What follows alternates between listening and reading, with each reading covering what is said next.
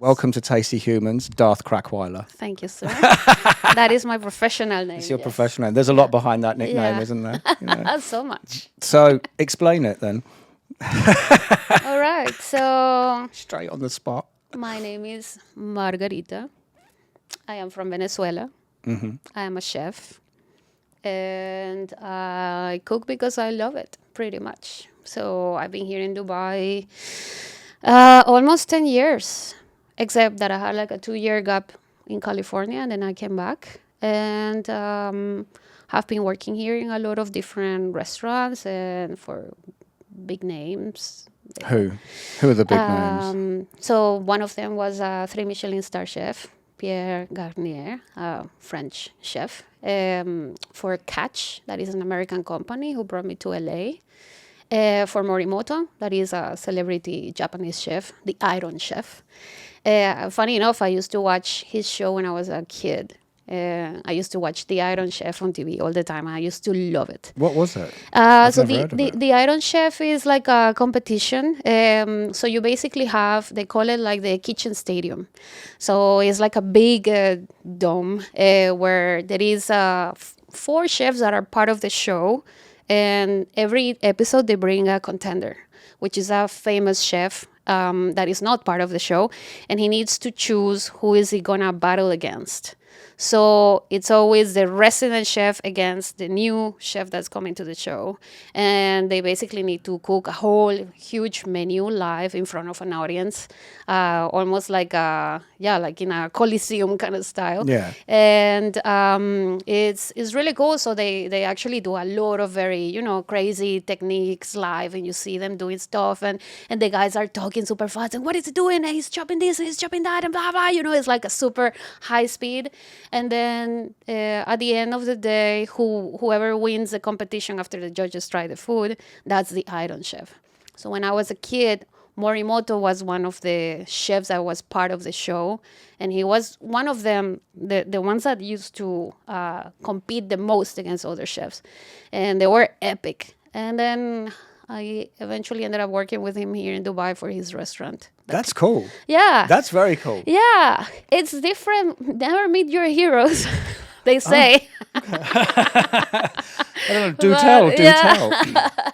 tell. No, obviously, he's a big name, no? So he has his personality and his character. But it was still really cool, just to see, that I'm working with him. I remember the first time that he came to Dubai, so to meet the team, he was just the two other executive chefs and myself, and we all went for dinner at Three Fields. And back then, Good place. Three Fields was just barely new. It was the place to go. It was the best place in the city, but it was still very new. And I remember we sat down, the 4 of us, in that kind of like a table they have in front of the kitchen, kind of like an omakase style. And I was just there having dinner, like sitting next to him. I'm like, I can't believe I'm just literally sitting next to Morimoto, having dinner with him just casually. I was even nervous about my chopstick technique. He could even eat a taco with the chopsticks, and I was like, oh my God, I didn't even remember how to eat anymore. But it was really fun. Yeah. So like I say, when did you fall in love with cooking? When did you know you wanted to be? Because there's one thing to fall in love with cooking. Yes. It's a whole other thing to want to be a chef. Yeah. In a restaurant and deal with everything that goes with that. So at what point did you kind of go, like I want to do this? I want to go big? I cook since I can remember, like I started at home, and my mom, she used to hate cooking, but she had 4 kids. So if you have 4 kids, you haven't got a choice. Yeah, it's just, there's no choice, yeah. But I remember she being in the kitchen, and I would just follow her around, and she would be doing something and she wouldn't be looking, and I would put in my hand in stuff and in the pot and stirring stuff. And she I think it was really hard for her to handle me along with everything else was happening around with my other siblings. So she started kind of like to teach me what she was doing, I guess in a way that first I wouldn't harm myself. And second, I think out of enjoying doing a chore that she wasn't enjoying, at least with somebody else, I was really enjoying it. So it was like a dynamic, no? And she started to teach me things. Like I would remember her doing a sauce, like a bolognese sauce, a meat sauce, and then she would get all the condiments, and she would open like the jar of dry oregano, and she would be like, smell it, and I would smell it, and she would be like, yeah, oregano, and then she would put it on the sauce, and smell this one, thyme, and I'm like, oh, and then she would put it on the sauce, and then later on, I remember my grandfather, we were living in a different city, and my grandfather was very sick, her dad, and she had to go and take care of him. And I was left at home. I was like maybe 12, 13 years old. And my dad always used to come home during his work shift to come and have lunch. And my two sisters are completely useless in the kitchen. Now before they see this, now they know, they know their way around the kitchen now. Yeah. But when we were kids, they were completely useless. You're going to get some WhatsApps after this, Yeah, aren't you? yeah, probably. But I remember that I was like 13 years old, and I would come back from school and do the lunch for the family, like I took over my mom's role. And I vividly remember one of the first things that I did was doing that meat sauce. And I remember we had all our condiments in the cabinet, in the kitchen cabinet. And I would go through all of them and I would smell them. And whichever I smelled, it reminded me of the smell of the sauce, I used them and it came out perfectly. And even my dad was like, whoa, like, don't tell your mom, but your sauce is much better, So it started as a joke, in the family. Almost like a competition between my mom and I. But we used to love doing every weekend. We had a special family lunch. So Sunday was the family special day, So my mom and I would end up doing like, okay, this Sunday we're gonna do Mexican, and then we will do all the different, like toppings and the guacamole and the meat and the chicken and this and that. We will do like Chinese food, and I remember that she would do the rice. I have my version of my sweet and sour chicken that I told my mom how to do. I was a kid, but I came out with my own recipe, and it came out really good. So, we used to have fun doing this stuff. So I remember at home, everything was always, cooking. And I did have quite a lot of accidents as well. I remember one time my mom was frying something, whatever she was frying, I grabbed it and I threw one in the pot myself, and I burned my eye with hot oil. And I was just a kid, but I never got scared of it. A lot of the kids, if they get scared of something, they're like, okay, I'm done with this. And that never stopped me, I cut my fingers, I burned my hands. One of my grandmother's oven exploded on me when I was trying to do brownies. But none of that stopped me, I really, really enjoyed doing that. And when I was a kid in Venezuela, way back in the early 90s, the Discovery Channel in the afternoons they were only broadcasting cooking shows until like 4 in the afternoon. So from 12 to 4, it was all cooking shows. And I would come from school and drop my bag and just sit in front of the TV and watch all the cooking shows. And how old were you at this point? Between 9 and 12 and so 13. You just knew it was just there. I just loved it, and then I would go in the afternoon and then cook something in the kitchen. I would have all my little mise en place, all my containers, divided, one with, the chopped things, and then I would be doing my recipe in my grandmother's kitchen, and I would be talking to the wall like, okay, now we're gonna put this, now we're gonna put that. I was doing my own cooking show. So did you go to culinary school, or No. or are you like proper raw? Yeah. Straight out of the house. So what did you leave school as? Did you leave school as something else and transition into it? Or? Yeah, so I was in You're expelled. university. Yeah. No. Okay, I'm kidding. No, I was always very drawn to arts as well. So anything that is to do with the hands. So I was always good at drawing, painting, knitting, doing stuff with Play-Doh when I was a kid, everything. You did that fish Yes, Because yeah. I haven't seen you for what, nearly a year, Yeah, and something I like saw you that. last year, and I hadn't seen you for years, right? Yes. But when we did used to work together, and I remember you did that fish, Yes. but how did you do that? Because I remember this story, Yeah, but go on. it's the one I did with pointillism. Yeah, so it's Pointillism. pointillism. Yeah, Pointillism. It's a so brilliant word. That yeah, is. I'm gonna start using that. I love it. So pointillism is literally doing a drawing, but with just points, and it's requires a lot of patience. Because it's like literally like doing little points all the Yeah. time. And I love that. I don't know how I discovered that I was good at pointillism. I think because it's for me, it's easier to understand shades and colors and layers of colors with the pointillism for some reason. So I started working on it a lot lately in the last maybe 8 years. But I went to art school and in my university back in Venezuela, and I loved working doing art. But I remember I had a friend that she was a pastry chef in a very nice restaurant in the city. And she and I always used to geek out talking about food. And she was one day like, "You cook so much and you're so good at it. Why don't you just come to the restaurant one day just as an intern?" She's like, "We're not going to pay you anything. So just come with a white t-shirt. I'll tell the chef. Sounds like what we do. You know what I mean? Exactly right. Come and work. We won't pay you, but We you'll won't learn. Yeah. You'll learn. You're going to love it. Yeah. This is how a lot of chefs get a lot of people working in their teams, for free. But anyway, that's a whole different story. They certainly Yes, do. yeah. But anyway, And bartenders and waiters. Yeah. And runners. And runners. All the back of house, basically.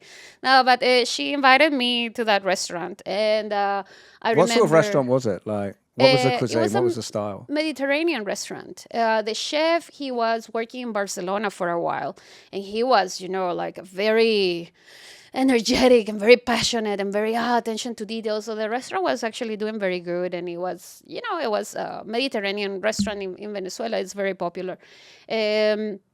So she invited me over. They put me obviously in the station of the salads, the one that nobody wants to work at anymore, because Yeah. in the kitchen they're all like, garde manger, the salad station. Leave it to the newbies. Why is that? Why is that the newbie station? Is it too easy or? I guess it's not really easy, but I think it's not the same as being in the line of fire, where you're actually cooking food, and then if you mess it up, it's more expensive. Yeah. Because if you mess up a steak or a fish, is not as is very bad compared to messing up a salad. Yeah. I'm guessing. Yeah. No. Yeah. Yeah. Makes sense though. From a cost perspective, 100%. Yeah. It requires more technique also to be in the hot side, because you have to understand temperature and doneness and how to treat the product, etc. Well, also timing. Yeah, Like, timing. I think that one of the things I've always looked at when standing on the enemy's side Yeah. of the pass, which is from the restaurant manager's perspective, Behind the enemy lines. looking into the kitchen, thinking that this is all completely simple. You know what I mean? Just where's the food? You know what I mean? Is that I once did training. I told you a story a long time ago. I did training for a company where I was going to be a senior manager, and I had to do 2 weeks in a kitchen. And I'm more than happy to say it was the Living Ventures, and it was in Manchester, which means if this ever gets big and people actually see this, they're going to go, "I remember this guy," which was 1 week in the kitchen, and then the assessment at the end of it was to do the inside line on a Saturday and on a very busy shift. And I have to say, it was the hardest thing I've ever had to do. I couldn't do it. I failed miserably, like super miserably. Like looking at these tickets, and I remember I was a bartender and a dispense bartender. So you get the ticket, you make the drink, and you put it out. Yeah. But to stand there and say, "I need this and this and this and this and this," and then it's all coming in at different times, and what does it look like? And like I say, when I say I failed. Like they sat me down afterwards, you and did. they said you should never work in a kitchen. You should never be a chef. And no, they chefs like when you succeed, they're great, but when they want to put it on you, especially like the restaurant manager who's in training, they really they want it to hurt. And they said, don't ever do it. The fact that you tried is why we will pass you, but no. And from that, I went and had a newfound respect for what chefs are actually doing. I think because that's amazing. Yeah. it's super tough. But how do you then, how do you do it? Like, how do you keep that level of awareness and organization in your heads? Because like I say, after my epic failure, like I found it to just be quite mesmerizing when you look at all the tickets and you're just thinking, It's overwhelming, though. Well, I remember that from that first day at that restaurant, I remember at the beginning, everything being quiet and everybody doing their own mise en place and their own little preps and stuff. And then the busy time came and it was the chef yelling, "What is this? What is that?" The tickets collecting and the big rush. And I loved it. The guy that was working at the salad section, funny enough, was also a friend of mine, still until today, very good friend of mine. And I remember telling him at the end of the shift, "Wow, you get paid to do this? Like, this is so cool." Like, I found it was really cool to just get paid to be a chef because I'm like, I do this at home and nobody pays me anything. So I went home and I charged my dad. No, I'm joking. I sent him the bill. No, I remember loving it, and I think there's a certain order in the chaos of the kitchen that I really enjoyed, and I think it does. It's something that really gives you pride in trying to be the best that you can do, and being the best at a space where it requires so much of you, so much pressure, attention to detail, technique, not burning yourself, not chopping off your own finger. Well, not just you, the entire team of people you're responsible for as well. Everybody around you. I just think you're required to work so much on your senses, because I always tell people, especially when I'm teaching people in my kitchen, like, when you're cooking, you cannot just cook by looking at your food and seeing it. Like, you need to listen to it, you need to smell it. Like, in the kitchen, for example, my guys laugh at me because I'm very annoying. I find. Are you? No, very I never got that from you, right? when we were working together. I thought this is just pleasant on every day. Yes, I am very intensely annoying, but it's because I think that my senses are quite heightened. Why do you think you're annoying? Because this is an interesting question. Because I know I notice everything. And sometimes people try to, hide something from me. I'm like, no. I know this is wrong. I tell them, I explain them why it's wrong and what did they do that made the recipe fail or whatever it is. And they're like, they're like, she noticed, like she knew. It's so funny because I can hear things a lot. I can smell everything. You can smell if a sauce is being reduced enough or not. You can smell, I don't know, if something is burning. But sometimes even before burning, you can already smell those things. You can smell when the rice is ready or about to be burned. So it requires all of your senses, that you have to be very alert of the space where you are. What are you listening for? I found that quite interesting. You're saying I can hear, like, what is it you're... Well, it's interesting because, for example, if you have something in the fryer and it's regularly frying, but then you start to hear like, like something like a splashing of water in the fryer, then for example, if it's something that was stuffed with cheese, your favorite ingredient, something that is burning in the fryer, that is, a liquid in the fryer that it's making a different noise, and you're like, oh, okay, so something popped in the fryer, it's broken, you need to replace it, so it's those little things, like if you put something in the pan and you don't hear that sizzling, like, oh, your pan wasn't hot enough, so it's all those little things. And you're straight on them. You're like, you so someone puts something in a pan, you hear it, and then you're just like, no. Yeah. No, that's gone in there too soon. Get it out. Exactly. You know what I mean? Yeah. So this is what I mean that I'm annoying. But then, do you know? I think it's the difference between, because I tell you, I've worked with a lot of chefs. One of the things I remember about you, and this is actually a compliment to almost every chef I've ever worked, every head chef I've ever worked with, is that it's, if the food that goes out to the guest is superb, then who cares about what, I think I've said this to you in the past, who cares about what you think of chef's behavior? Yeah. Is that it's almost like if you don't like the way they're talking or you don't like the way they conducted themselves or they've told you using some colourful language to just give them a moment, Yeah. you know what I mean? But if that plate hits the table and the guest goes, then nothing else matters. No. And I think that where I admire chefs 100% is where it's the ones that it would be so easy with the pressure and like when a shift is like super busy and you're on the edge where it's just like the ticket times are slowing down and customers are coming at the same time and they've been double sat, triple sat, etc., etc. And then you could send it out, and you know that you get away with it. Yeah. But the best ones don't. They go, nope. Do you know what I mean? And that plate Yeah. goes in the bin. And then the manager's got to go over and talk to the guest, which is always fun. You know what I mean? Yeah, amazing job. But really, it's like that's the one which is, it would be so easy given the situation to let it go, but you don't, Yeah. And I think that's one thing you would always do, is thank that you. nothing is more important than the plate, including what everyone thinks of you. Yeah, I mean, I think obviously people are paying money for their food, no? So I think there's a level of respect to the paying customer, no? But even if they're not paying, I think it's the pride in you, in your work, in what you do. When it's your food, like, I'm not gonna allow you to have something bad to say about my food and my craft, because to me, it is very important.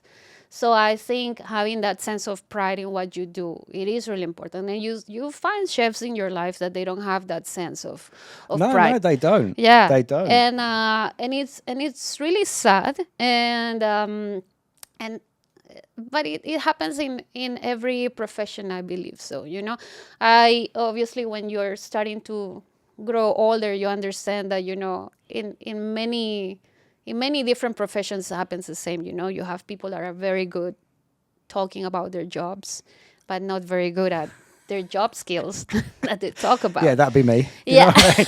Much better at I talking didn't about want work. to Much say better it, at talking but- about work than actually doing work. I'm doing it now. There's a handful of people that are going to hear that statement and go, "He's not wrong." Yeah. He's not wrong. Moving on. moving on.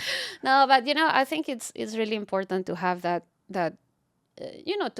to feel that what you're doing is worth something special.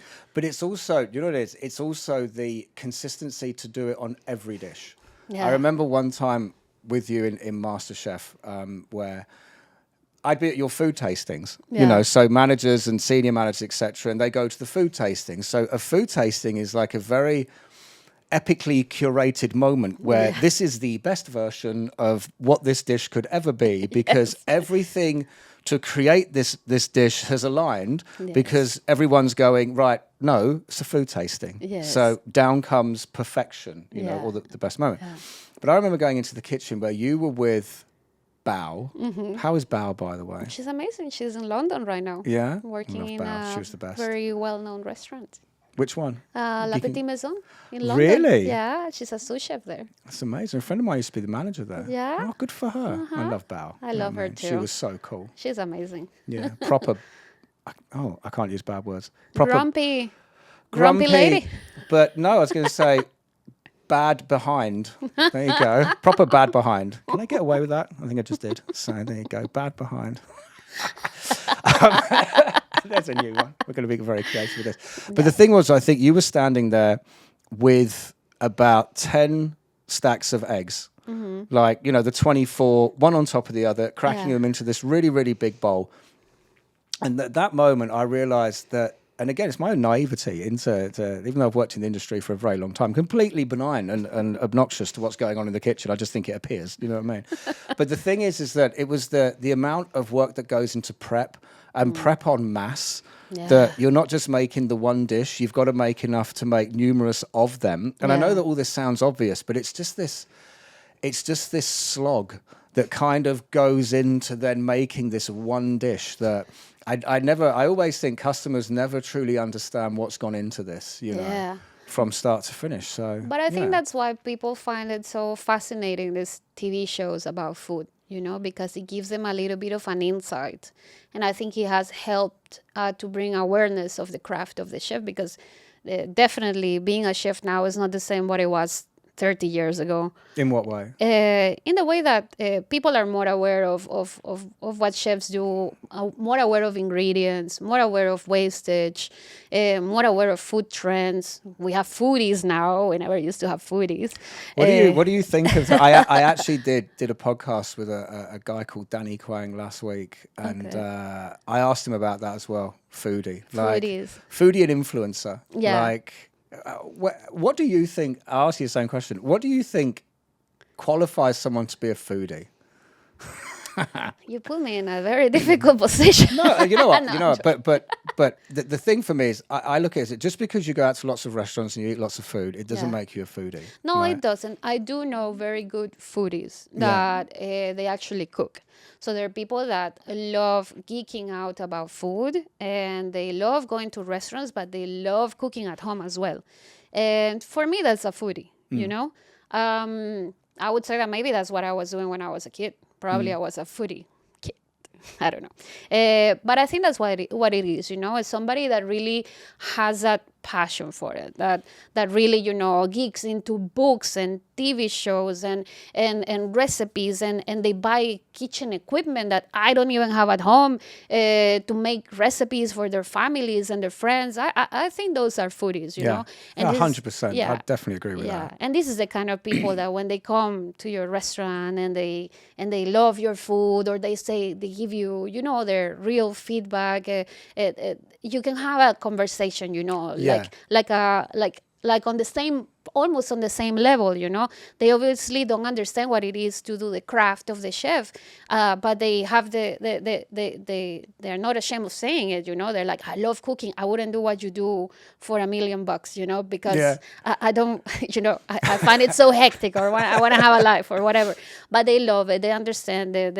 They have that passion, you know. And when you share a passion with anybody, whoever it is, I think it's really cool. I think that's what food connects people together, you know. It's at the end of the day. Definitely. We started as a civilization, human, through food, you know. We settled down to grow food, to harvest food, to sit all of everybody around a fire to share food, you know. It connects us from a very primal way, you know. So I think it's really cool that when you still connect with people in that level, that is so primal, you know. Our moms shared food with us when they nurture us, when moms breastfeed, when in nature everybody does, you know. Is something about sharing, about nurturing, about feeding somebody. It's not just, you know, like, here you go, there's your food. It goes a little bit more beyond that, you know. It has a connection, an emotional feeling to that, you know. And when you walk around a place and you smell something and it just triggers a memory, you know. I think it's definitely. Yeah, like that moment in Ratatouille when they serve the critic, you know, the food, and he brings him to when he was a kid, you know. Those things really happen, you know. And I think it's really interesting the memory, you know, the olfactive memory, or so what's your favorite food then? Like, what is it? So if you could click your fingers and one dish appears right now, what would it be? Cheese. A grilled cheese sandwich. You had to go there, didn't you? Cheese, mushrooms, and truffles. Yes. With olives on top. The reason for everybody, once there was I think it was Valentine's or something. Valentine's, yeah. You did a dish, which was... It was very beautiful. It looked really good. Yes. But when I got within 6 feet of it, it was mushrooms, cheese, and truffles, which is like 3 out of my 4 enemies, you know. No allergies, you know, which makes it worse. If I had allergies towards them, like, it would justify it. But wow, I would have preferred to have eaten a rotten foot, you know what I mean? than this. The level of drama. I'm sure it was lovely. You know what I mean? It was an amazing dish. Yes. Yeah. But what would you have?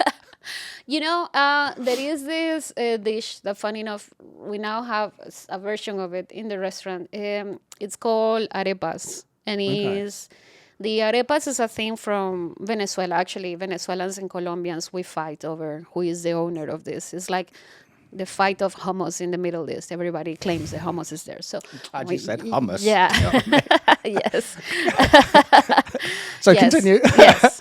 So everybody in the Middle East always, no, we invented the hummus. No, us, So we in Venezuela and Colombia, we have the same over arepas, which is a white cornmeal dough that we shape it in a round, kind of looking like a bread. It looks kind of like a big version of like an English muffin, because it's like round and flat. And it's super yummy. It's made out of a white cornmeal. It's a type of actually corn that only grows in our region. There's so many varieties of corn. And arepas, we eat them for breakfast, lunch, dinner, anytime, for anything. And what you do is you just cook them over like a flat top, or you can fry them as well. And then you stuff them with anything. So you stuff them with cheese, or you stuff them with pulled beef or pulled chicken, Oh, that or sounds better. avocados or eggs, anything, whatever, anything that you can think of fits inside of an arepa, and they're delicious.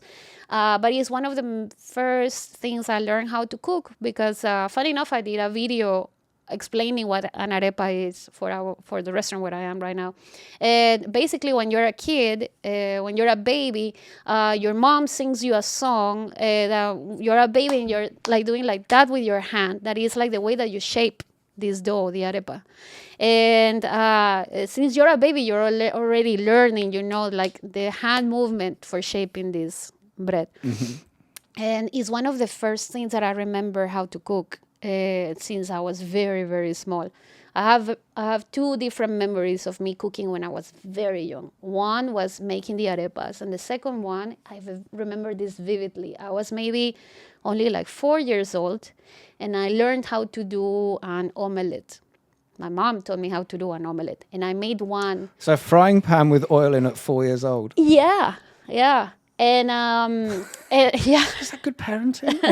No, I have a lot of questions about my parents' parenting, but let's not.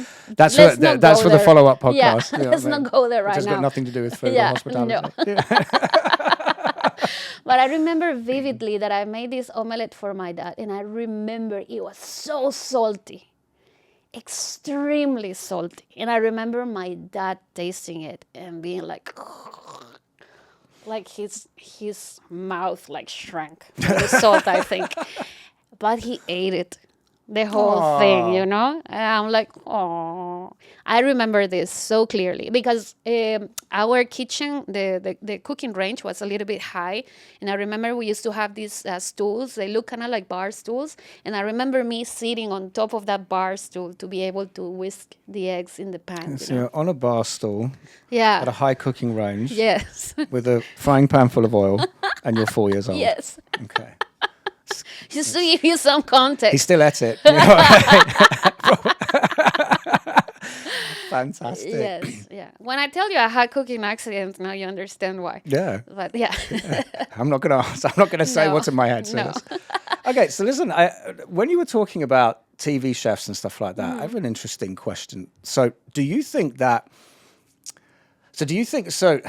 you know how a lot of chefs are, and obviously we can't use bad words, so are colourful and passionate and can be difficult to deal with, you know what I mean?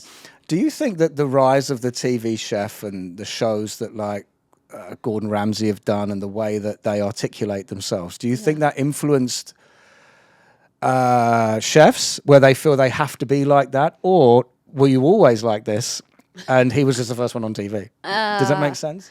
It does make sense. I would say it's half and half. Well, you know me, I can be colorful sometimes. Incredibly. I mean, look at your hair. You know what I mean? I think you can tell everything by my hair. No. Obviously, when, kitchens, people that worked in kitchens, they were never originally the most educated people, no? You have people that were actually ex-convicts, people that came from very humble backgrounds. So they never really had that kind of, basic, you would say that they didn't go to higher education. Let's just say it like that. So obviously, pretty much the F&B trade. yeah, yeah. I don't think any of us did. Exactly. But so, I think he was always a little bit more permissive in how we handle ourselves at work, because it was more, I would say it was more wild. It's always been more wild. I think you're more open to be who you are, because there's nobody that works in the F&B business that is first a sane person. You have to be quite crazy to do this for life. But also, I think you're more free to be yourself, you don't have to be so strict. You're not working behind a desk, sitting in an office, talking to the public. You're in a kitchen where you're doing everything to survive, You're there working very long hours, barely eating when you're feeding people. Yeah, which is the irony of being a chef. You're on very high stress most of the time, under a lot of pressure. So, I think there's always that commodity of kind of letting yourself be yourself, and the inside jokes, colorful jokes as well. And I think it's just a type of personality that develops when you're in a kitchen, no? And obviously with the pressure and everything, then the chefs obviously go bah, and snap in a very colorful way. I spend a lot of time thinking about these sort of things and how you manage people. And I always think that with chefs, you have one person that has to possess numerous sides of what they call like the managerial brain. Yeah. So some people are more creative, some people are more accounts driven, some people are more what do they call it? Sort of a high level of work ethic. So they're like soldiers, Yeah.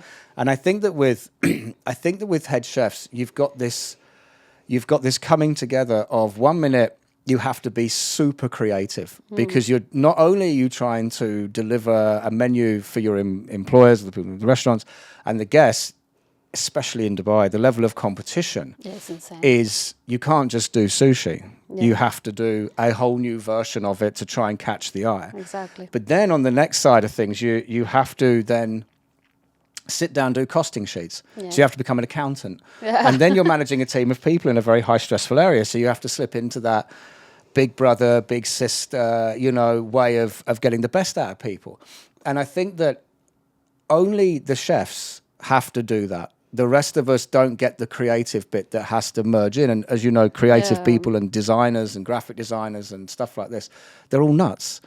No, they're all proper nuts because it's that brain which is just all over the place trying to merge with managing a very high pressure environment. And I think from that, you're just very explosive people, And I think it's a lot of added pressure. Yeah, and that's kind of my thing, which is it's like, anyone that sort of kicks off about it, it's almost like, you go in there and do it then.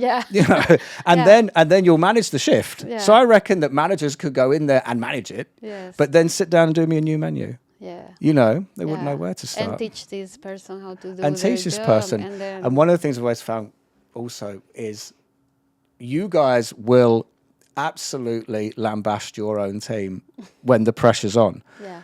But one of us says something and it's like, don't you speak to my people. No. Do you know what I mean? And it's like that level Don't you even look at them. Yeah, like I'm the only one that can do that. But your level of protection over your team is fantastic. Insane. Yeah, it's insane. And I think that's just the level of camaraderie is just I am next level in there. I'm very protective to my guys in that sense, but because I think for most of the time, and I think it's slowly changing, but for the most of the time, the back of house have always been treated as the back of house, like you exist, you're there, you're behind those walls and you do your stuff. It's always the head chef that gets the, eye-to-eye communication, the respect. Everybody knows. Yeah, that's true. Everybody knows the name of the head chef. Everybody knows who it is. Everybody says hello and good night to the head chef and everything. But to everybody that is in the background, it doesn't act the same way. And I think first when you start to work from the very low position and you see how everybody gets treated and how things start to shift a little bit as you grow in your profession, you see how things work in the background, and I think is sometimes not fair, that you don't even know the name of the people that you're working with. Do you know what? I'll admit to that. Yeah, that's true. Yeah, That it can definitely be that way. Front of house can look into the Yeah. kitchen and you don't acknowledge what's going on. Exactly, Yeah. and it's like we've been talking. It's a lot of stuff going on. It's not everybody in the restaurant. Let's talk about the whole people that are in the restaurant, in all areas of the restaurant. Not everybody has to come and wash tons of vegetables and separate them in containers and label them and write down what was the concentration of the ppm of the liquid that they sanitize the vegetables in, and then go and chop them, and then they cook them, and then glue all the cooking logs and get stuff from the chef to do, and then maybe get yelled at because they did something wrong, and then chop their finger and be like, oh, can I go home? No, you need to keep working because you just chopped your finger. You didn't lose your liver, so keep working. Yeah, exactly. So it's a lot of different little things that happen in the backstage, and it's not fair when people don't acknowledge it. Like, for example, when you were talking about how you did a couple of weeks training in the kitchen, I think that's amazing. And I think It wasn't at the time. yeah, but it's something that I'm actually trying to bring into where I'm working right now, because I think it's really important first that you understand all areas of the definitely. restaurant. Yeah. I think the chefs should work one day in the bar so they understand how the bar works. I think one chef should work one day in the reception so they see what it is to handle the phone and talk to people and smile. I tell you what chefs should do Yeah. is that it would be great if Yeah. the head chefs and the exec chefs would come out Yes. and go and deal with every customer complaint about food and late food and stuff like this, because Well, I have had to do it, and yes, it's not a fun thing. That's the biggest trade-off, which is you guys are It's in the horrible. kitchen, and when it's not, when a shift is struggling and you have to go out there and look the customer in the eye, Yeah. it can be quite soul destroying. It can be horrible, yeah. Well, I have been called out, like somebody in the table, chef, somebody in the table is calling you, and you never know, did they like the food? Did they don't like the food? What you don't know happened? till you You're get like, you're sweating, and you come to the table, and then you see how you deal with the situation. Most of the times, thank God, is for happy compliments. But dealing with people that is especially angry is not the easiest thing to do, especially when you're a little bit explosive like me, because I don't want to explode back. You'll just go out and go, I don't care, I don't like Yeah. it. So listen, now, because we've had a great half an hour or so Yes. on everything about you, but where are you now? Like Soul Kitchen. Soul Kitchen. So you've been there Yes. now for how long? Since October 2022. Okay, cool. So, but the restaurant we just opened last year in September. So I had almost a whole year of menu development, which it's never an easy thing to do, because when you're developing a menu, especially for so long, you're having tastings every week. It's like putting yourself out there, like when you're doing a food tasting, you feel very, very vulnerable, because you're giving the people, you're giving yourself on a plate for people to judge you and tell you if they like it or not. How do you react to judgment? I've been told good, actually. As I grow older, I grow wiser. No, I'm joking. Yeah, go on. No, I think I have grown to accept that we all have different opinions, no? And I think it's really important that when you're developing a menu, you have to put your ego on the side. Mm-hmm. And no matter what you think you're doing, like, this is my dish and I think it's perfect, I think that's a mistake, This is the perfect version for you. But then you should be open to understand if people liked it or not, if it's gonna be good for everybody, if it's gonna be good for the business. Then you have to think about it, or I have learned to think about it in a more holistic approach. Especially if I'm working, it's not my restaurant, is a restaurant of a company that is full of people and creative people as well, where everybody has an opinion, and it's always important to find find the middle ground, Like this is where we all converge and we think this is great and this has the potential to be a very good dish because this, or this has no potential to be a good dish because of whatever. So I think I have learned to, take all the feedback and try to construct something based on what I'm proud of serving, but includes, the vision. Because when you have a restaurant, you have a vision, no? And everybody has to be aligned in that vision. Otherwise, then you start to have menus like you see in other places where they're all over the place, where we serve sushi and pizza and gelato, It's like, what are you guys doing, And Chinese food as well. So you will end up having a menu that is all over the place. So it's not about... What is the menu of Seoul then? It's actually a very beautiful menu, and I'm very proud of it because of the time it took me to develop it, and because I think a very beautiful concept. So it's based on the Arab migration to Latin America.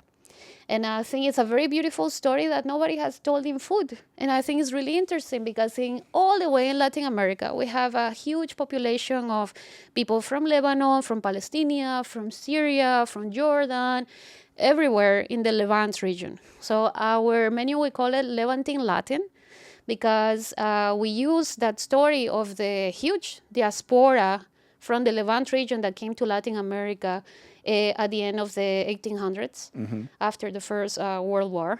And they settled across the whole Latin American continent, from way south in South America all the way to Central and North America, like Mexico.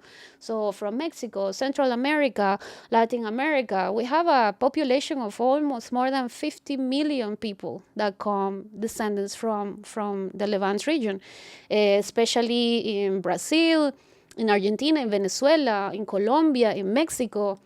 And a lot of things have been inspired because of that migration. So, for example, there is a taco, a very popular taco that is called tacos al pastor. And the tacos al pastor are cooked in the same way that shawarma is cooked, in the same machine. It's just that shawarmas are normally from meat and chicken, but tacos al pastor are made from pork. And the whole idea of tacos al pastor came from a Lebanese family that settled in Mexico, and they were trying to make a way of living. And they started to sell tacos made the same way as they do the shawarma. Instead of using the pita bread, they use the tortillas because it's Mexico. Eventually, they adapted to use the pork because they see that in Mexico people eat more the pork. And tacos al pastor now is widely known as a Mexican taco, very popular. And in Mexico itself, people really don't know the whole story, that it was actually brought by a migrant Lebanese family. And I think it was really interesting. And then when you start to dig in the whole history that connects us, is a lot. We have things that we acquire from the Spaniards, but the Spaniards acquired from the Arabs when they were colonized by the Moors. So these things go way back. And this is the inspiration for... This is the inspiration, wow, yeah. That's crazy. Yeah. For example, in Latin America, in Argentina and Uruguay and Paraguay, there is this drink that is called mate. Mate is a herb. Is drink as a tea, as an infusion. And mate is huge in Latin America.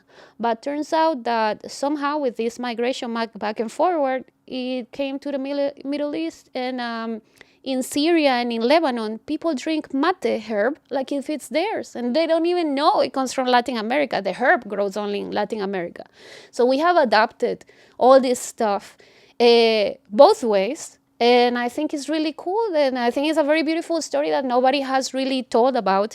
It's not, if you're not Latin or you're not from the Levant region, you don't know that there's a connection there. But I remember when I was a kid, I used to go to school with some girls that were Lebanese as well. My sister had a Lebanese boyfriend. He used to come home and cook for us. And my mom loved it because she loves Lebanese food. And it's normal to go partying and then go eat shawarmas after hours. We have restaurants that have belly dancers, globally, everything. Yeah. So it's a huge thing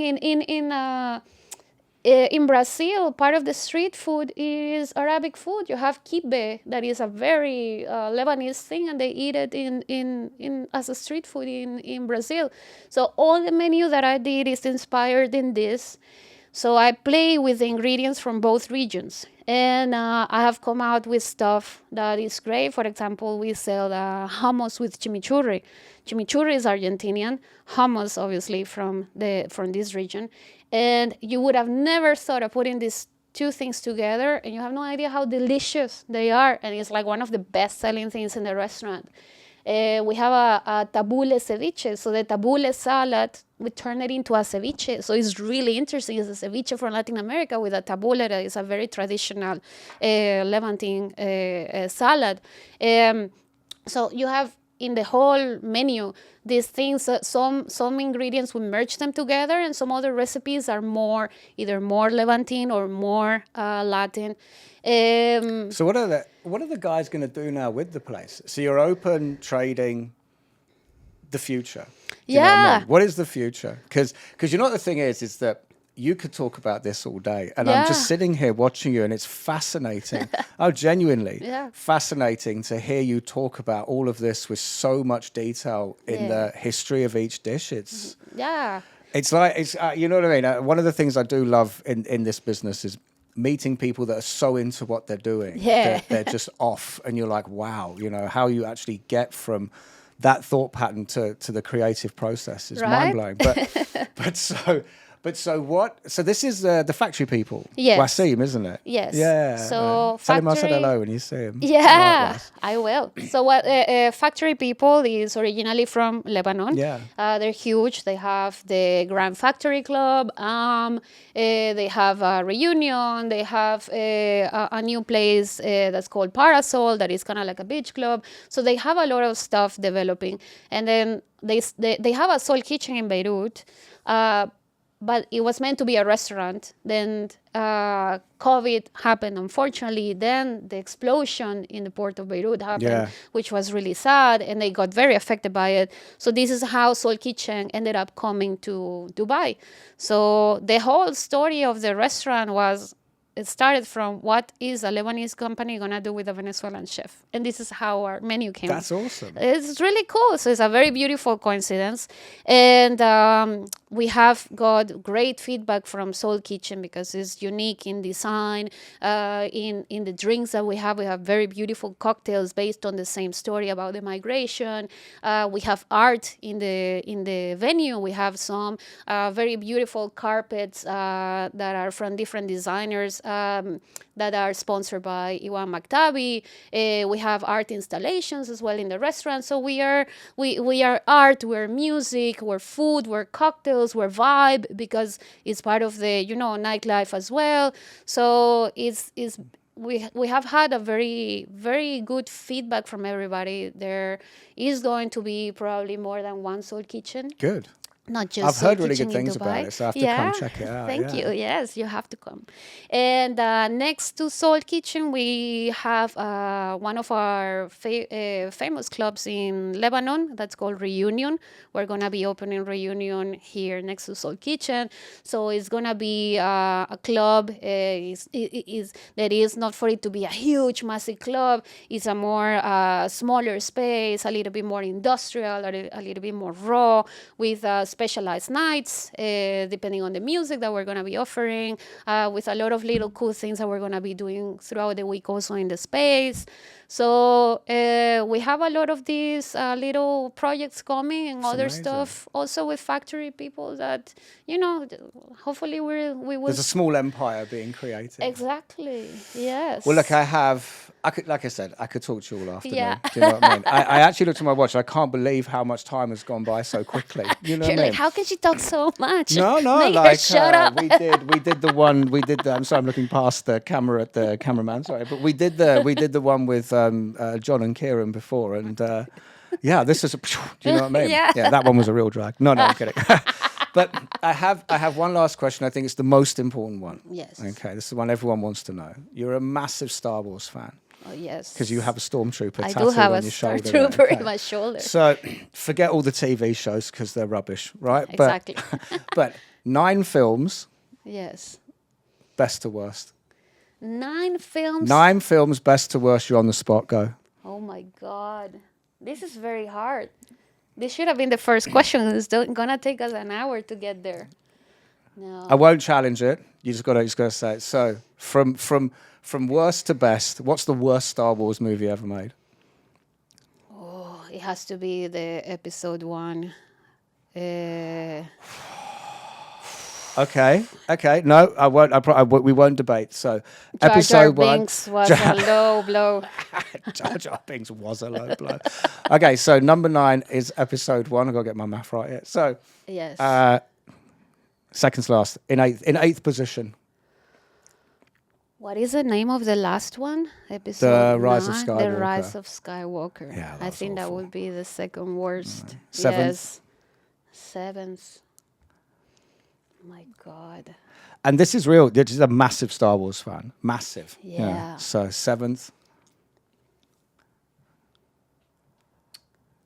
I would say is episode 2.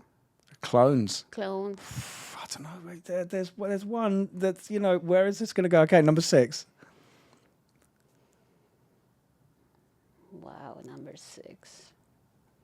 Are we allowed to add other No, Star Wars no. parallel movies? Just what they call, Canon?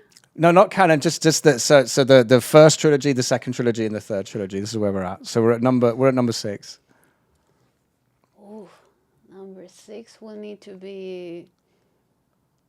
I would say all the last ones fall in that category. And so the Last Jedi. The Last Jedi is definitely. See, for me, it's the worst. I'd rather eat the truffle cheese mushroom thing than watch the Last Jedi again. For real. So number 5.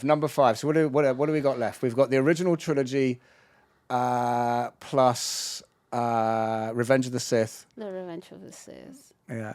The Revenge of the Sith. That was a good one. It's a good one. That was yeah. all right. Yeah. Yeah. When he That burned, can- when he got burnt at the end, I was like, Yeah, that's yeah. all right. That works. That can be number 4.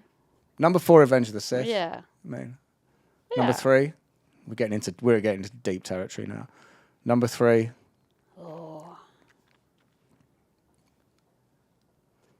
This is really hard.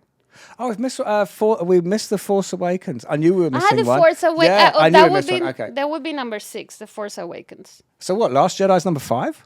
This is a whole other podcast. You were right. To be No. honest with you, we should have It's opened very with this. difficult. Yeah.